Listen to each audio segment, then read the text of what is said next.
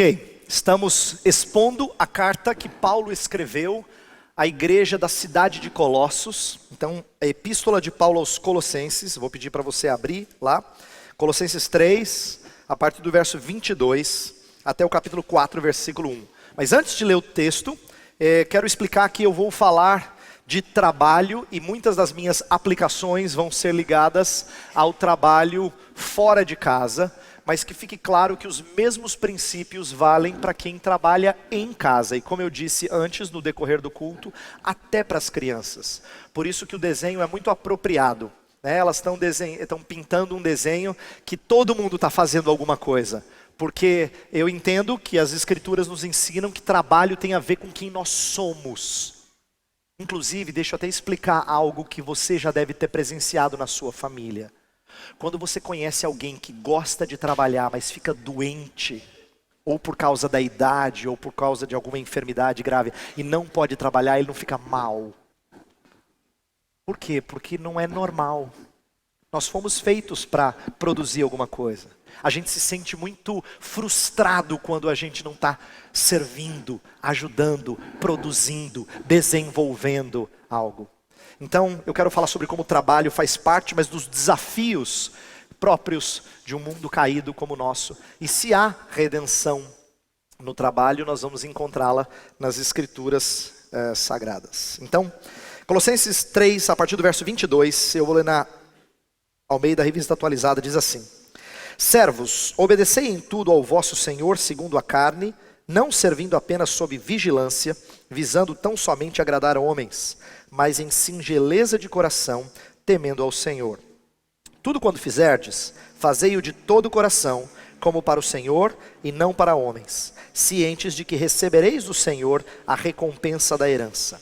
A Cristo o Senhor é que estáis servindo, pois aquele que faz injustiça receberá em troco a injustiça feita, e nisto não há acepção de pessoas. Senhores, tratai os servos com justiça e com equidade, certos de que também vós tendes Senhor no céu. Vamos orar mais uma vez? Nosso Pai, nós pedimos agora a Tua orientação, porque ao lermos Tua palavra nós queremos não só entender o que o texto está dizendo, mas conseguir trazê-lo para a nossa realidade. Para que nós sejamos, mais uma vez, testemunhas de que essa palavra fala conosco. O Senhor fala conosco. Então, nossa oração é essa, Senhor. Fala com o Teu povo. Abre os nossos ouvidos, dispõe os nossos corações, para recebermos bem aquilo que a Tua palavra irá nos ensinar. Oramos em nome de Jesus. Amém. Hoje eu quero falar sobre o conceito de trabalho sendo muito confuso, isto é, mostrando que muitas vezes trabalho para a gente não é algo tão claro, é motivo de discussões e de confusão. Por quê? Porque nós vivemos num mundo amaldiçoado, e desde a primeira maldição, quando Adão e Eva pecaram, Deus fala para Adão: maldita é a terra por tua causa, e aí fala que a terra dificultaria a produtividade da humanidade. Daí a gente tem o começo das confusões sobre trabalho. Que trabalho começa a se tornar menos frutífero do que a gente gostaria que fosse. Curioso é que as pessoas reagem de maneira diferente com respeito ao trabalho. Eu estava lendo um livro que foi publicado recentemente pela editora Fiel, chamado O Evangelho no Trabalho. E esse livro diz que os pecados mais comuns são os extremos de ou idolatria ou indolência. O que ele quer dizer por isso? Idolatria é quando a gente vai para o trabalho esperando muito do trabalho. A gente espera, sim, frutificar muito. A gente espera produzir muito. A gente espera ter sucesso. A gente espera conquistar as coisas. E normalmente quem é idólatra se frustra, porque o trabalho não corresponde às nossas expectativas. Mas tem aqueles que estão no outro extremo. São aqueles que esperam muito pouco do trabalho. É aqueles que já vão para o trabalho de cara fechada. Já vão para o trabalho frustrados, desapontados, porque o trabalho é a coisa mais ruim que acontece na minha vida. Isso acontece com gente que está na escola, com criança que tem que obedecer a ordem da mãe e do pai para fazer alguma coisa em casa. E acontece com nós adultos quando nós vamos para o trabalho. E esses esperam muito pouco e o trabalho acaba sendo de fato um lugar de expressar até a nossa amargura, a nossa frustração, o nosso desapontamento. Em ambos os casos nós pecamos. Por isso eu quero que a gente pense um pouquinho sobre os pecados. Eu falei de pecados no decorrer da liturgia.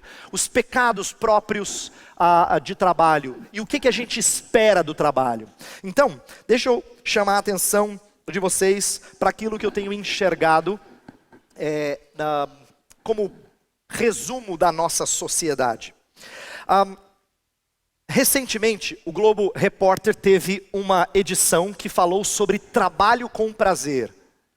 E em suma, o Globo Repórter estava mostrando histórias de pessoas que largaram um trabalho bem sucedido para fazerem o que gostavam de fazer. Para fazerem aquilo que eles achavam que era a realização dos seus sonhos. E todas as histórias, gente muito satisfeita.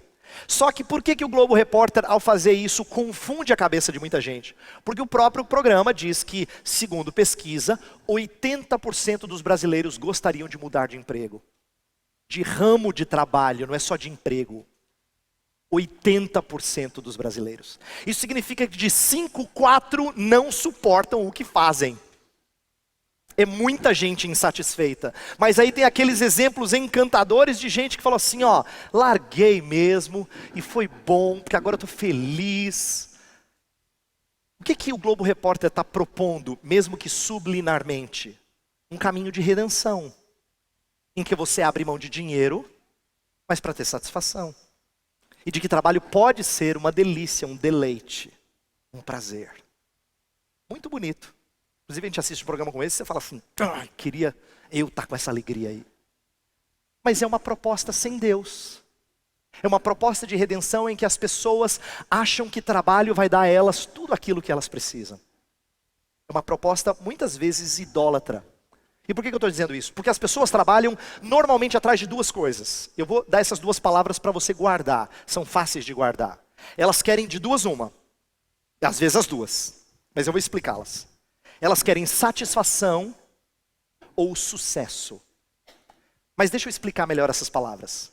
Tem 2 tipos de satisfação. E elas sempre estão atrás de um dos 2 tipos. A primeira é satisfação de dívidas. O que eu quero dizer por isso é pagamento de dívidas. A quem não entende trabalho como sendo algo prazeroso, mas entende que tem que fazer, ele não fala assim, estou fazendo para pagar minhas contas. Eu quero poder pagar minhas contas. Quero poder colocar meus filhos numa boa escola. Quero poder ter dinheiro para a gente viajar um pouquinho. Quero poder comprar minha casinha, fazer a reforma lá em casa, coisa do tipo. Ele quer pagar as contas. Ele não se importa muito com o trabalho. O trabalho não é o sonho dele, mas pelo menos paga as contas. Quem trabalha assim, trabalha em prol de satisfação. Isto é, ele quer satisfazer dívidas. Mas tem um outro sentido de satisfação que a gente usa mais. Que é aquela do coração. É aquele que fala assim, ai, que bom. É aquele que quer se sentir encantado e animado, porque finalmente ele faz algo que ele gosta de fazer. Então satisfação tem a ver com pagar dívidas, assim como satisfazer o nosso coração. Mas o sucesso é um outro aspecto interessante. Por quê? Porque as pessoas também trabalham em prol de sucesso. E o primeiro tipo de sucesso que nos vem à mente é o financeiro. E muita gente trabalha em prol dessas coisas mesmo. E o seu coração não se aquieta enquanto ele não tem mais. Só que nunca chega no limite, não é? Então ele um pouquinho mais e um pouquinho mais. E quem vai atrás de sucesso normalmente se afunda em trabalho. Mas não pense que esse é o único tipo de sucesso que as pessoas buscam. Porque tem gente que diz assim, pastor, eu não ligo para dinheiro. Deus é testemunha. E ele se acha super crente nisso. O que ele quer? Ele quer prestígio. Ele quer que as pessoas reconheçam. Que as pessoas pelo menos digam assim, muito bom trabalho, viu? Ele quer atingir posição. Às vezes é no mundo acadêmico. Às vezes é na empresa, subindo de emprego ou tendo um cargo mais prestigioso, mais visado. Ele não importa tanto com dinheiro. Ele quer que pelo menos haja reconhecimento. E isso é uma forma de sucesso. Isso também é sucesso. Isso também é obter reconhecimento alheio.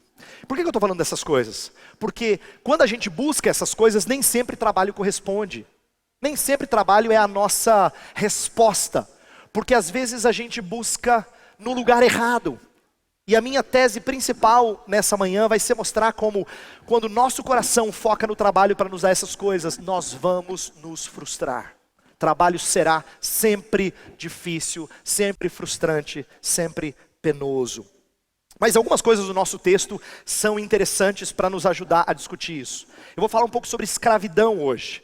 E escravidão, ela levanta alguns problemas. Tinha escravidão no período do Novo Testamento. Isso é errado, não é? O que o Novo Testamento fala? Por que não fala muito? A gente vai discutir um pouquinho sobre isso.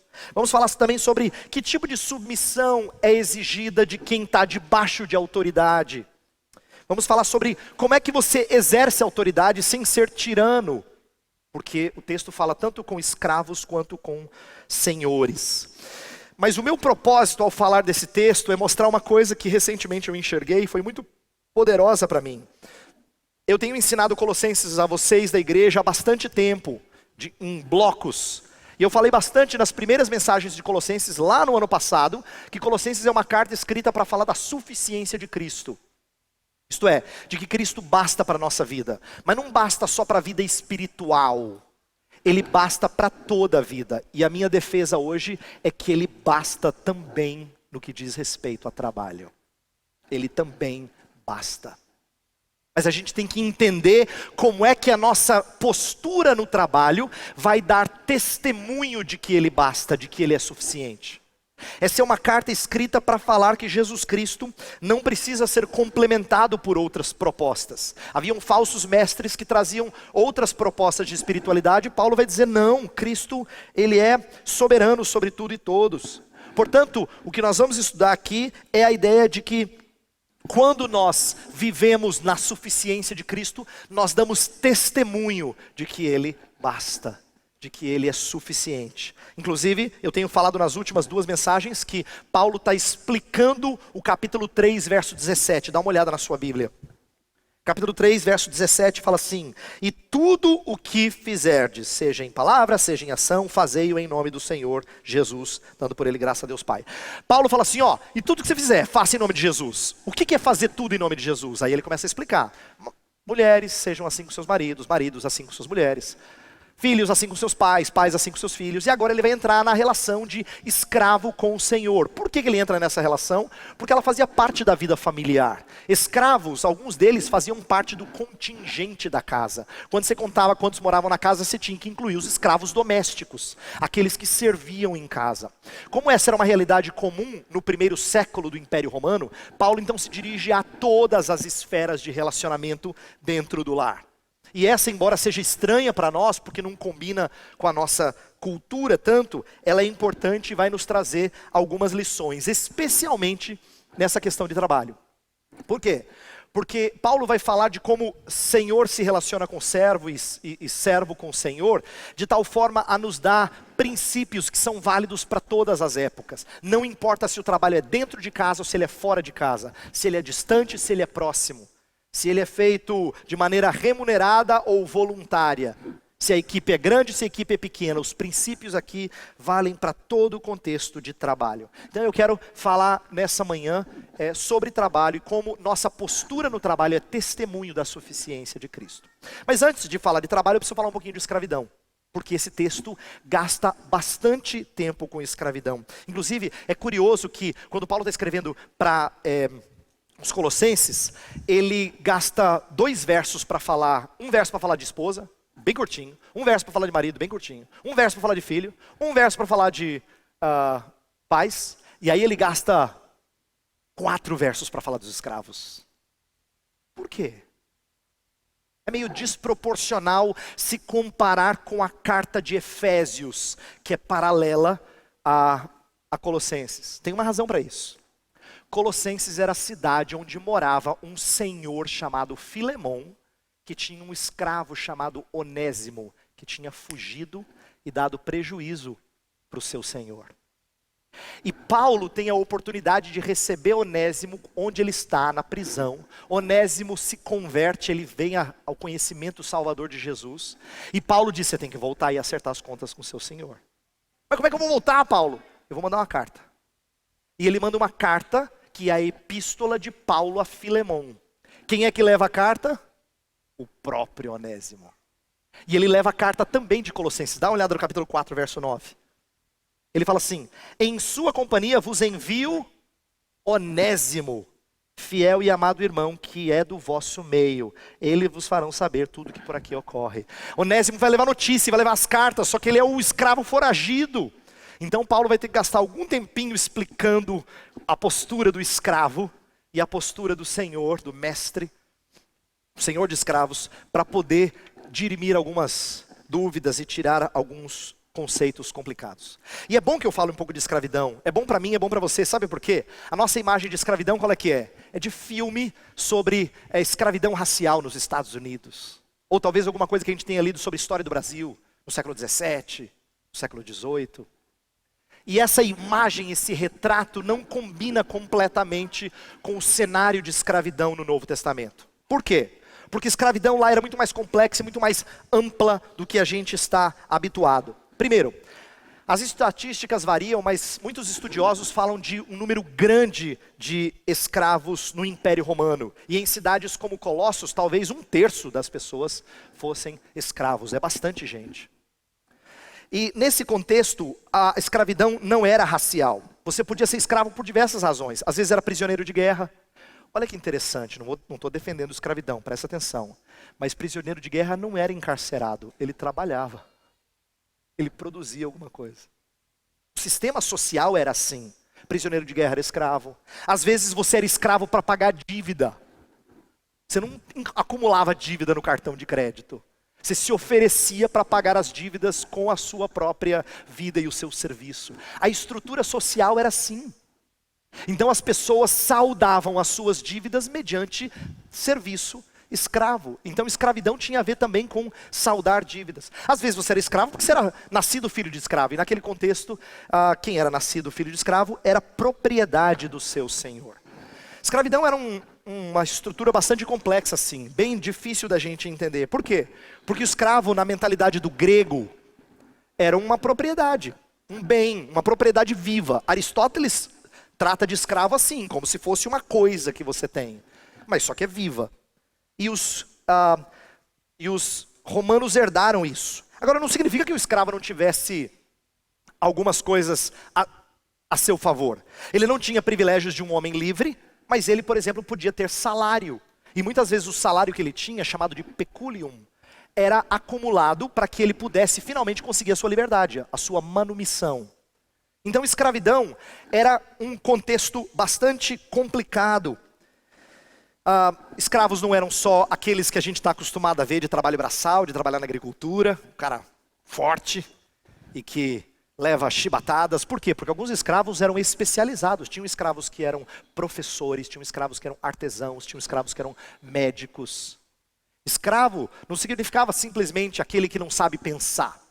Alguns deles eram especializados e prestavam serviço aos seus senhores e por isso eram comprados para poder socorrer alguma necessidade da sua casa ou da sua família. Então, eu estou dizendo tudo isso para mostrar para vocês que escravidão tinha muitas coisas ruins e algumas coisas não tão ruins assim. Por exemplo, alguns escravos domésticos não eram necessariamente maltratados. Mas eu não estou aqui defendendo escravidão. Inclusive, eu estou tentando mostrar que escravidão era uma coisa complexa, difícil, tão difícil que os acadêmicos vivem se perguntando por que o Novo Testamento não fala assim, liberdade para os escravos. Na nossa cabeça de século XXI, isso é tão comum, tão normal, a gente entenderia como sendo completamente justificada. Mas na cabeça deles talvez isso não fosse tão fácil de explicar. Primeiro que libertar um escravo traria problemas enormes para ele, porque talvez ele não tivesse condição de sobreviver. Você não ia classificados para ver se tem emprego. Não é? Num contexto e numa estrutura social mais complexa do que a gente está acostumado a entender, escravidão fazia parte e tratar disso era uma coisa complicada. Ainda assim, fica uma dúvida na mente das pessoas do porquê que o Novo Testamento se silencia em relação a essa estrutura social. Por que ele trata, parece que ele endossa ou trata como algo normal. E as opiniões são mais diversas. E eu li algumas pessoas e vejo que não se tem unanimidade. Por exemplo, algumas pessoas entendem que alguns defenderam escravidão como sendo legítima no passado. Na época em que os Estados Unidos da América tinham escravos antes da Guerra Civil, alguns cristãos defendiam a legitimidade da escravidão, mostrando que o Novo Testamento não combatia. Outros, ainda mais recentemente, dizem, nem toda escravidão é má, algumas só. Mas a maioria dos evangélicos não aceita isso. E entende que possuir outro ser humano está fora da realidade, está fora do normal. Mas por que o Novo Testamento não fala? Talvez porque o contexto não permitisse. Isto é, talvez, socialmente falando, era complicado promover alguma mudança social radical. Outros dizem que o Novo Testamento não fala para libertar, mas já dá os princípios para a libertação, quando fala que o escravo tem o mesmo valor que o seu senhor. Em meio a toda essa diversidade de opinião, eu encontrei uma que eu achei muito interessante e eu quero compartilhar ela para tirar uma lição para a gente. Dois autores que eu li falam que o que provavelmente o Novo Testamento está fazendo é trazendo um princípio que é mais profundo do que mera reforma social. Por quê? Presta atenção agora, porque tem a ver com o nosso Brasil. O Novo Testamento sabe que reforma social não corrige tudo, porque o problema não está na estrutura, o problema está no coração de pessoas. Então, correção de estruturas não resolve problema. Por isso o Novo Testamento foca em mudança de coração, porque mudança de coração é mais profunda, é permanente e pode produzir mudanças de estruturas. Então, por exemplo, aquilo que o Novo Testamento propõe é um relacionamento mais profundo de entendimento qual é a relação do Senhor com o seu escravo e do escravo com o seu Senhor. Por quê? E agora vem um insight que para mim foi muito importante e explica o título da mensagem hoje. O que Paulo vai dizer, inspirado pelo Espírito de Deus, na verdade, é que ninguém é livre. Nunca. Paulo vai pegar a estrutura de escravidão para dizer que, espiritualmente falando, ou você é escravo do maligno, ou você é libertado por Jesus para ser escravo de Jesus. E o Novo Testamento usa essa linguagem. Então é interessante que a liberdade que a gente tem, ela é verdadeira, ela é genuína, mas não é uma liberdade para fazer o que a gente quer. É uma liberdade para fazer o que Ele quer. E Ele é um excelente Senhor. Mas ainda assim a Escritura nos chama de servos, que é uma tradução mais light da palavra grega para escravos. Por isso que eu intitulei a mensagem de hoje, Escravos de Cristo, servos dos outros. Por quê? Porque na verdade nós fomos feitos escravos e nós prestamos conta ao nosso Senhor. E por causa disso, nós agora temos que entender como é que é a nossa relação com Jesus Cristo, no qual eu sou escravo dele e ele é o meu Senhor. Como é que isso molda a maneira como me relaciono com outras pessoas. Não importa se eu estou debaixo de autoridade ou estou com autoridade. Como é que a minha relação com o meu Senhor afeta a minha relação com outras pessoas. E o que eu vou mostrar aqui é que o Novo Testamento, ele vai, especialmente esse texto de Paulo aos Colossenses, ele vai nos mostrar a nossa relação, o nosso contato uns com os outros como sendo um contato de servidão. Tá? Então vamos falar primeiro a palavra aos escravos, que eu vou aplicar àqueles que estão debaixo de autoridade, normalmente chamados de empregados. Tá bom? Vamos lá. Olha só o que diz o versículo 23.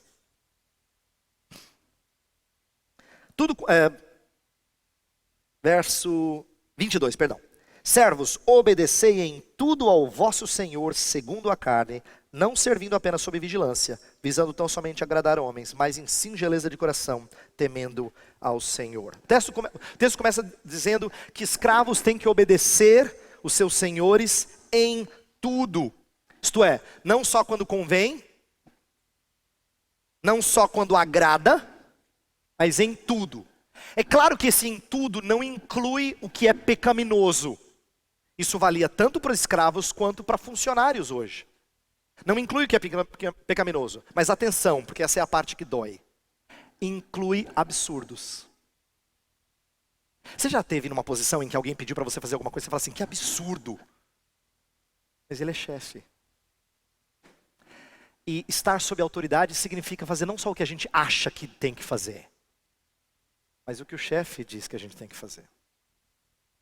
Isso significa que estar sob autoridade não é questionar o que a gente não gosta, o que a gente acha infrutífero, ou o que a gente acha que não é valioso. Apenas questionar aquilo que é moralmente errado. Isso a gente deve fazê-lo. E a Escritura nos dá respaldo para isso. Agora, por que eu estou dizendo isso? Porque nem sempre a gente topa fazer aquilo que a gente não gosta. Quer ver uma coisa? A gente vive reclamando de tarefas que são monótonas, não é? Você fala assim, eu faço isso toda vez, cansa, estou querendo mudar de emprego, porque toda vez é a mesma coisa. Né? Cansa. Tem que ter um pouquinho de desafio, a gente fala assim. Alguns de nós que gostam de desafio, falam, tem que ter um pouquinho de desafio. Interessante que nós não somos chamados a cumprir só as tarefas desafiadoras. Essas são interessantes. Essas até jogam um certo ânimo. Mas inclusive as monótonas. Inclusive as enfadonhas. A gente precisa fazê-las também. Faz parte do nosso, da nossa obrigação. Agora, por que eu estou dizendo isso? Presta atenção, eu aprendi isso alguns anos atrás e tem feito muito sentido para mim hoje. Nós usamos uma frase muito errada quando a gente fala assim, sabe, eu queria encontrar propósito no meu trabalho. É errado. Você não tem que encontrar propósito no seu trabalho, você tem que dar propósito ao seu trabalho. O seu trabalho já tem propósito. Você tem que trabalhar de tal forma que isso fique evidente. Você não encontra propósito no trabalho porque trabalho é resposta para os seus dilemas. Aí é problema. Não pode ser. Se trabalho é resposta para os seus dilemas, então você está procurando um lugar errado. Então você não encontra propósito no trabalho, você dá propósito ao trabalho. Porque trabalho é fruto do que você é em Cristo Jesus. E o texto continua falando de coisas muito interessantes, do tipo assim, não sirva só sob vigilância. Isto é, não só quando o chefe está olhando. Por que que Paulo fala disso? Porque ele sabe que nós muitas vezes agimos melhor quando alguém está vigiando. Por quê? Porque a gente morre de medo das pessoas. É interessante que nós sejamos movidos pela presença do chefe. A gente tem temor dele, mas só quando ele está olhando. Quando ele não está olhando, a gente relaxa. E normalmente essa é uma atitude de quem tem em vista apenas o seu senhor terreno. E o texto vai dizer, não sirva só sob vigilância, porque você tem que temer outro senhor. Ah, ele não está vendo, mas tem quem esteja vendo. Então Paulo está dizendo assim, olha como o trabalho reflete o seu temor das pessoas, o seu medo das pessoas. Quando alguém está olhando, você está lá. Oh, está valendo, tá valendo. Quando alguém não está vendo, você diz, agora eu posso pegar um pouquinho mais leve. É um direito que eu me dou. Como se fosse importante só trabalhar para outros verem. O texto diz, não pense assim. Você não trabalha só para o senhor terreno. Olha o que diz o verso 23. Tudo quanto fizerdes, fazei-o de todo o coração, como para o Senhor e não para homens. Você está fazendo para outro patrão.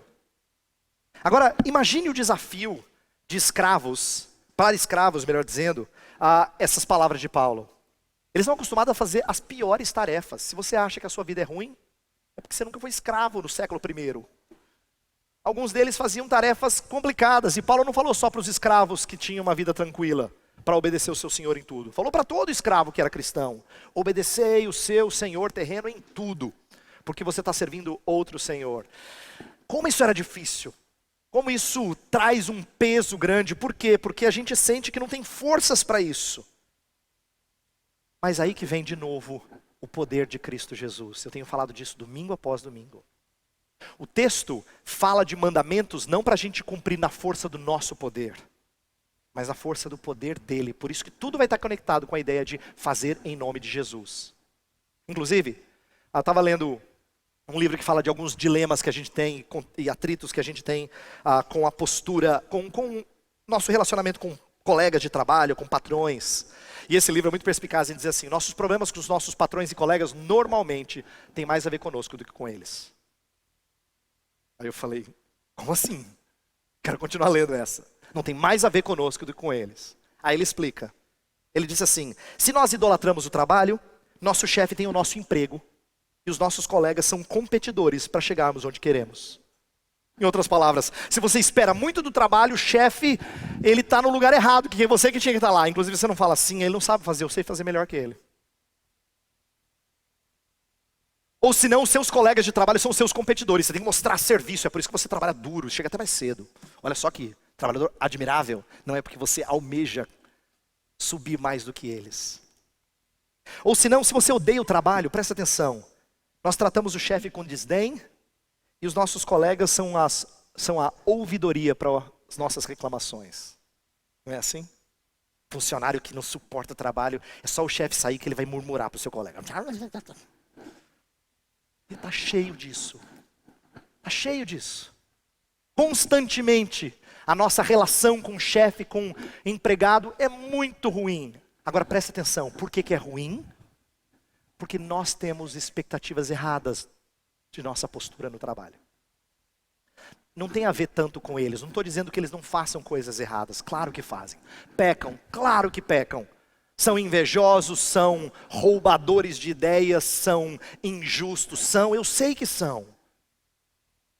Mas Paulo está falando com escravos que não tem como mudar a sua situação e ainda diz coisas que eles devem fazer independente de quão bonzinhos ou maus são os seus senhores. Por quê? Porque tem a ver com a gente.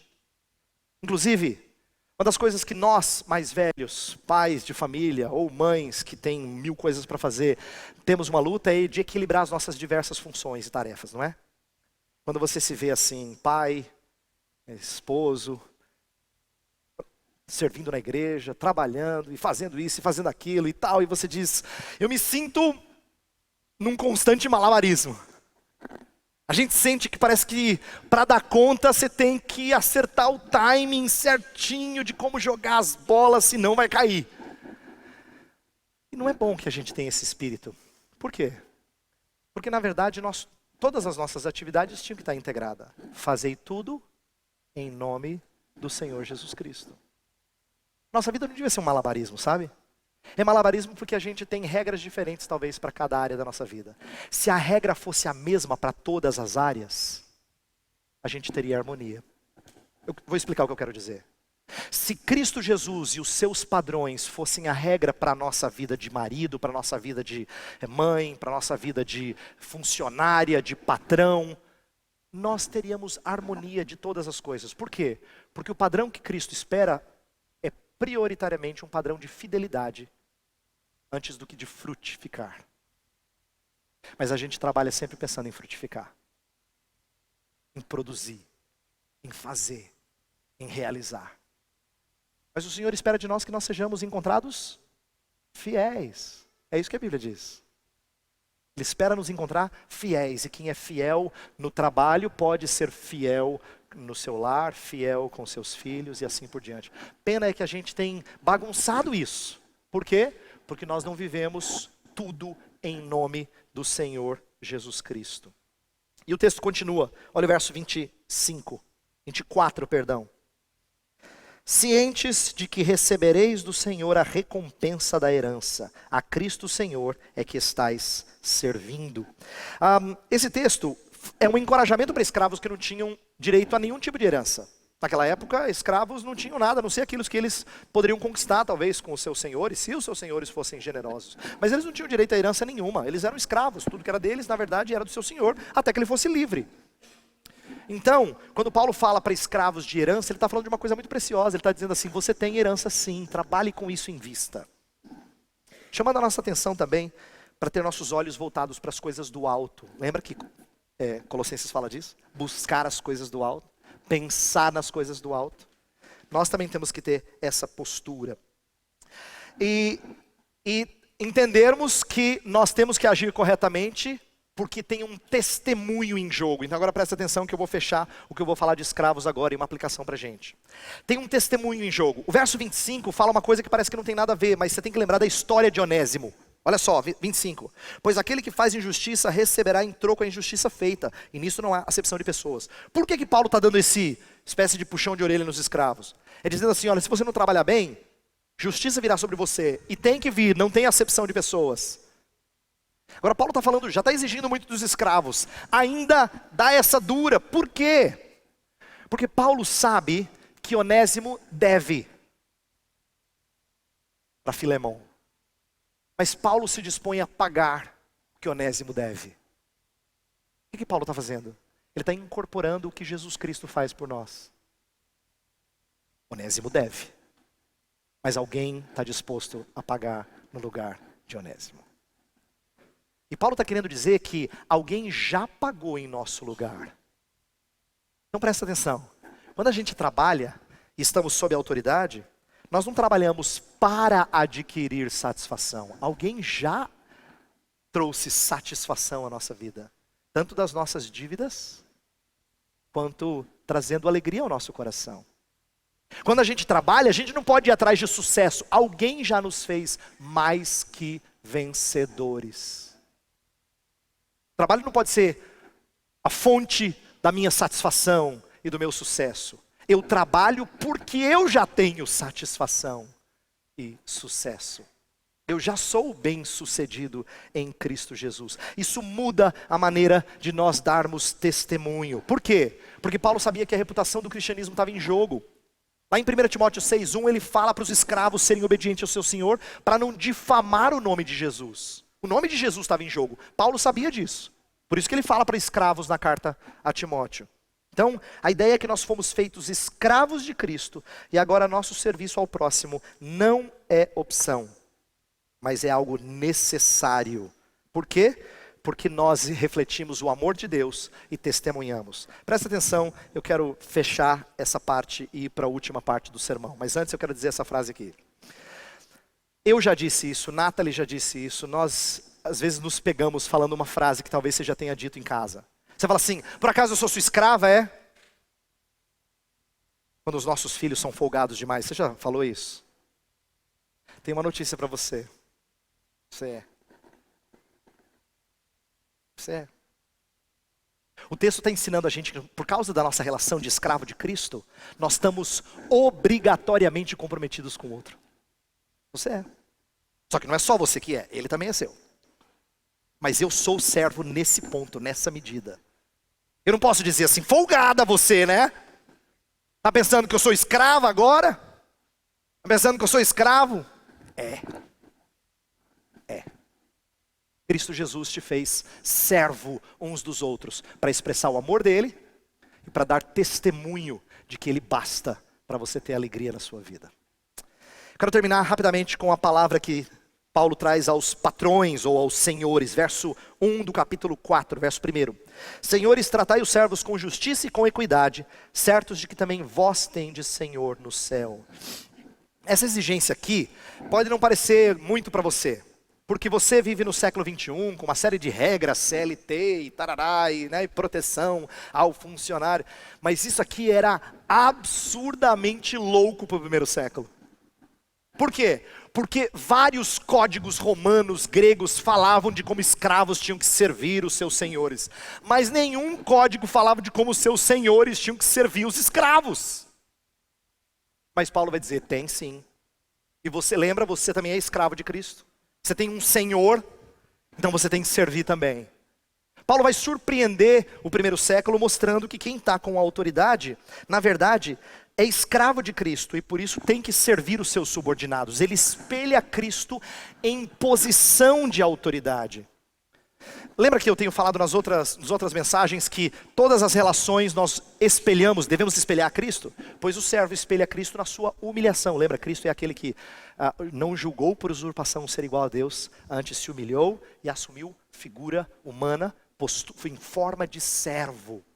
Mas o Salvador também é Senhor. E ele aceita esse título, porque ele é Senhor. Mas como é que ele age como Senhor? Abre em Mateus capítulo 20.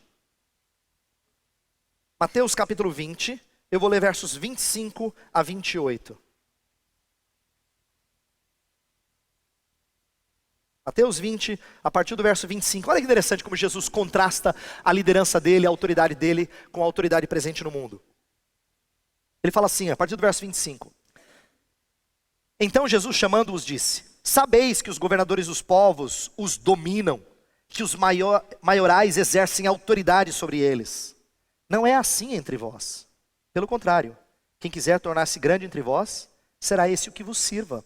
Quem quiser ser o primeiro entre vós, será o vosso servo, tal como o Filho do Homem, que não veio para ser servido, mas para servir e dar a sua vida em resgate por muitos. O que o texto está falando? Que Jesus Cristo exerce autoridade de uma maneira completamente invertida do mundo. Ele não é aquele que está com autoridade para ser servido. Ele está com autoridade para servir os que estão debaixo da sua autoridade, do seu controle. Ele está ali para prestar serviço, inclusive ser o que mais se desgasta em prol deles. Ele vem para ser servido e dar a vida em favor de muitos. Então Jesus Cristo estabelece uma maneira muito diferente de ser senhor de escravos. Ele contrasta o abuso da autoridade com uma autoridade sacrificial. Por que eu estou dizendo isso? Porque Eu queria que você entendesse que o evangelho vai muito além do que bons patrões fazem aí fora. Bons patrões podem até cuidar de um salário razoável, podem dar plano de saúde, podem dar um ambiente de trabalho favorável, metas razoáveis para se cumprir. E você fala, nossa, um patrão desse eu quero, pastor, porque o meu não é isso tudo. Mas um homem sem Deus consegue fazer isso. Só que Jesus Cristo não baixa o padrão. Ele fala que quem conhece a Ele é Senhor de outra natureza. É Senhor que se sacrifica em prol dos seus subordinados. Lendo um autor, me surpreendeu ele dizer o que ele tomou por decisão fazer. Ele disse assim que, em primeiro lugar, ele começou a orar pelos seus funcionários regularmente. Em segundo lugar, ele resolveu separar tempo durante a semana para conversar com cada um. É claro que ele devia ter um número pequeno de funcionários, mas ainda assim surpreende ele dizer assim, eu separei meia hora por funcionário por semana, para saber como é que ele estava, para ouvi-lo, para saber como é que vai a sua vida. E ele disse que ele combinou com eles assim, ó, os primeiros 15 minutos você fala, os outros 15 você me ouve. E aí eu vou falar do que Deus nos ensina acerca de trabalho, acerca da vida. E alguém que, além dessas coisas, demonstrou a preocupação de tomar alguns e mentoreá-los, fazê-los crescer. Sabe o que é interessante? É que quem serve como líder não tem receio de fazer alguém que vai ser melhor. Não tem receio. O mestre desprendido, ele quer mentorear alguém para superá-lo. Isso é sacrificar-se em prol de outro. E patrões podiam pensar em fazer isso. Isso seria muito mais do que nós vemos por aí. Eu quero terminar dizendo o seguinte, repetindo o que eu já falei. Por que Deus está exigindo essas coisas da gente? Por que Deus está exigindo de maridos e mulheres? Por que Deus está exigindo de pais e filhos, de senhores e servos, todo esse comportamento radicalmente diferente do mundo? O que isso Cristo quer mostrar para os outros? Como Ele satisfaz a nossa vida. Como Ele preenche a nossa vida com sentido, com propósito, com alegria, com rumo, com sentido. Eu quero que você entenda que cada ato seu, na posição de cônjuge, de pai ou filho, de trabalhador, seja em casa, fora, Deus quer que Cristo fique evidente por seu intermédio. Eu sei que não é fácil, mas eu sempre vou voltar naquilo que você já tem. Lembra? Eu falei, eu vou repetir e vou terminar com isso. Você não trabalha para obter satisfação. A cruz de Cristo já satisfez a sua vida. Você não trabalha para obter sucesso. A vida de Cristo já conseguiu vida em abundância. Você já tem o que você precisa. Não vá atrás de falsos recursos. Você já tem. O que Cristo quer? Que enquanto você trabalha, você mostre que Cristo é a sua satisfação.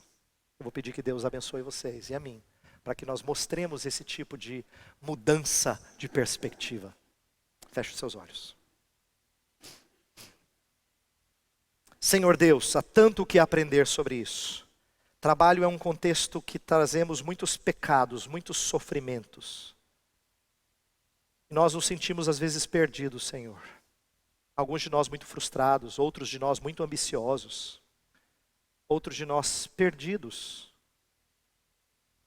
E em meio a toda essa confusão, nós precisamos de norte vindo da Tua palavra. Ele já veio, embora não seja fácil. Nossa oração é que o Teu Espírito nos dê perspectiva do alto. Que essa perspectiva do alto nos ensine a seguir o caminho de Cristo, sabendo que o poder de Cristo é que nos habilita a fazer tudo em nome dEle. Que os que trabalham aqui em empresas e se sentem sufocados nela, tenham um novo ânimo a partir da morte e vida de Jesus por nós. Que aqueles que são patrões tenham um novo direcionamento no cuidado de seus subordinados, a partir do amor sacrificial de Jesus. Que aquelas e aqueles que trabalham em casa se sintam revigorados de saber que o seu trabalho não é infrutífero, mas honra o Senhor quando ele é feito a partir da satisfação que nós temos em Cristo. Que as crianças aprendam com os seus pais, os seus avós, que trabalhar é bom quando feito em nome de Jesus. Senhor, há tantas coisas que aprender. Nós pedimos que o Senhor nos ajude a refletir nessa semana sobre isso. Usa os grupos de meio de semana. Usa as nossas conversas agora no intervalo e depois, para que essas coisas façam mais sentido às nossas vidas. Nós oramos em nome de Cristo. Amém. Que a graça do Senhor e Salvador Jesus, e o amor de Deus o Pai, e a comunhão do Espírito Santo estejam com vocês, povo de Deus. Amém.